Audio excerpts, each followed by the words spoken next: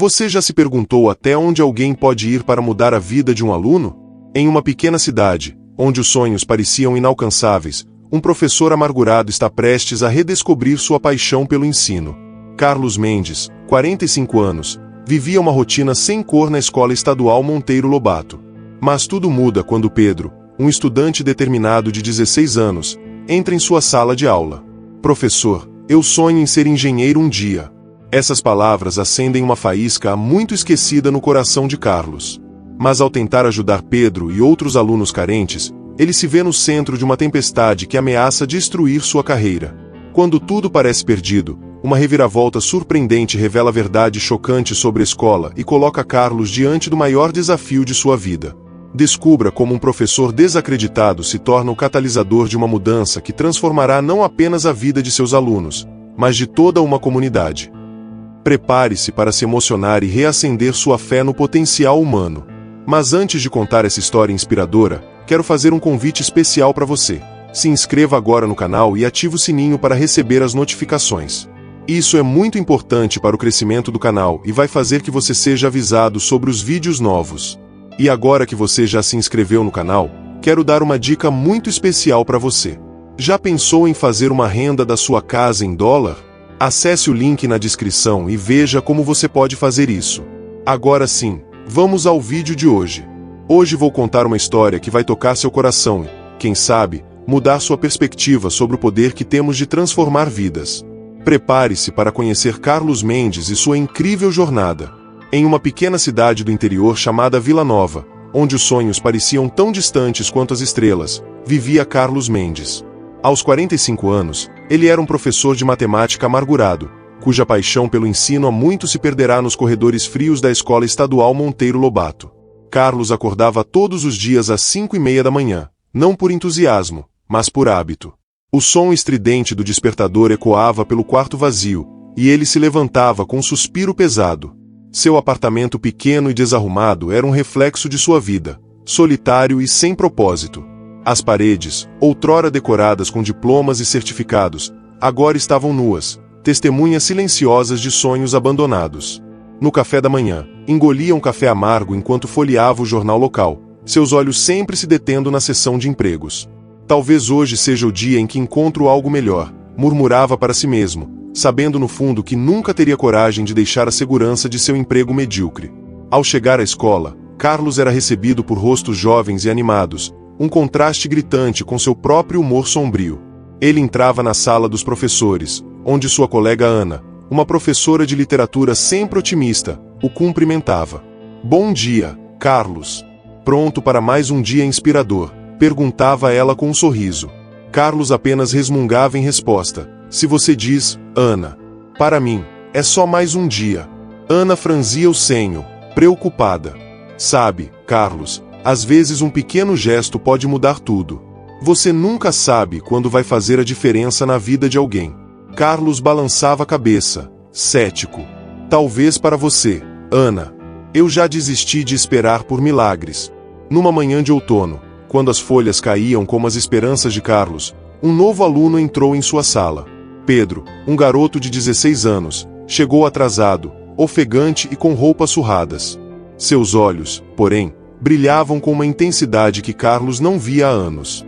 "Desculpe o atraso, professor", disse Pedro, respirando pesadamente. "Tive que ajudar minha mãe na feira antes de vir. Ela não está muito bem de saúde, sabe?" Carlos ergueu uma sobrancelha, surpreso com a honestidade do garoto. "Tudo bem, Pedro. Sente-se." Estávamos começando a falar sobre equações do segundo grau. Enquanto explicava o conteúdo, Carlos notou que Pedro prestava atenção em cada palavra, seus olhos fixos no quadro negro. Ao final da aula, enquanto os outros alunos saíam apressados, Pedro se aproximou timidamente da mesa do professor. "Professor, eu queria saber se o senhor tem algum material extra. Sabe, eu perdi algumas aulas no início do ano e queria me atualizar." Carlos hesitou por um momento, mas algo na determinação do garoto tocou. "Claro, Pedro. Vou separar alguns exercícios para você." Semanas se passaram, e Carlos notou algo incomum. Pedro, apesar de suas dificuldades evidentes, era o primeiro a chegar e o último a sair. Ficava após as aulas, fazendo perguntas e resolvendo exercícios extras. Um dia, após a aula, Pedro aproximou-se novamente. Professor, eu queria agradecer. Seus exercícios extras estão me ajudando muito. Sabe, eu sonho em ser engenheiro um dia. Minha mãe sempre diz que a educação é a única coisa que ninguém pode tirar da gente.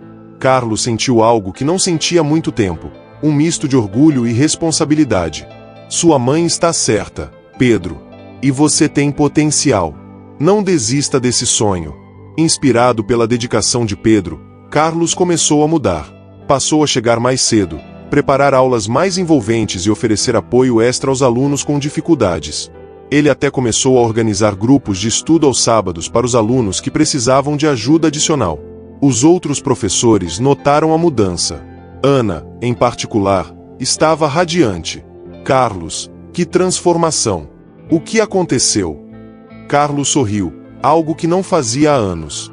Digamos que eu encontrei um motivo para acreditar de novo, Ana. No entanto, nem todos estavam felizes com a mudança. A diretora, Senhora Oliveira, olhava com desconfiança para as novas iniciativas de Carlos. Numa tarde, ela o chamou em sua sala. Senhor Mendes, disse ela com um tom frio, não se esqueça que temos um currículo a seguir. Não podemos nos dar ao luxo de atrasos por causa de alunos menos favorecidos. Carlos, sentindo uma coragem que há muito não experimentava, respondeu, com todo respeito, Senhora Oliveira, acredito que nossa missão é ajudar todos os alunos a alcançarem seu potencial. A Senhora Oliveira estreitou os olhos. Apenas lembre-se de seu lugar, Senhor Mendes. Apesar do aviso, Carlos continuou seu trabalho, focando cada vez mais em ajudar Pedro e outros alunos como ele. Ele até começou a usar seu próprio dinheiro para comprar materiais extras e lanches para os alunos que ficavam para o grupo de estudos. Numa tarde chuvosa, a Senhora Oliveira chamou Carlos à sua sala novamente. Seu rosto estava sério, quase triunfante.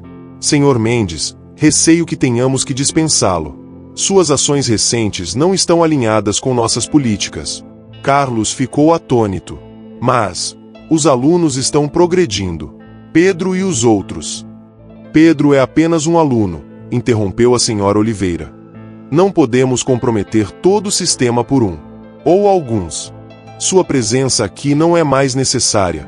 Carlos saiu da escola naquele dia, sentindo o peso do mundo em seus ombros. A chuva misturava-se às suas lágrimas de frustração. Em casa, ele se afundou em sua poltrona, questionando tudo o que havia feito.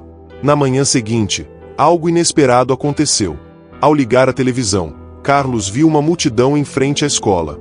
Dezenas de alunos, liderados por Pedro, estavam com cartazes. Queremos o professor Mendes de volta. Educação para todos. Justiça para nosso professor. A mídia local estava lá, atraída pelo tumulto. Repórteres entrevistavam alunos e pais, todos elogiando o trabalho de Carlos. Pedro, com voz trêmula mas determinada, falou ao microfone. O professor Mendes não apenas nos ensina matemática.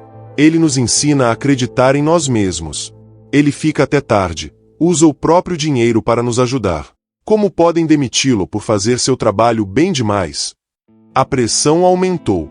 A Secretaria de Educação iniciou uma investigação. Documentos foram analisados, depoimentos foram colhidos. E então, a verdade veio à tona. A escola estava desviando fundos destinados a programas de apoio a alunos carentes.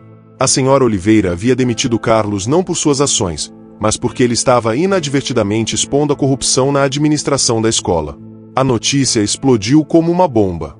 A Senhora Oliveira foi imediatamente afastada e uma investigação mais ampla foi iniciada. E Carlos? Ele foi convidado a retornar não apenas como professor, mas como novo diretor interino da escola. Quando Carlos voltou à escola, foi recebido com aplausos e abraços. Pedro correu até ele, com lágrimas nos olhos. Professor, o senhor voltou. Nós conseguimos.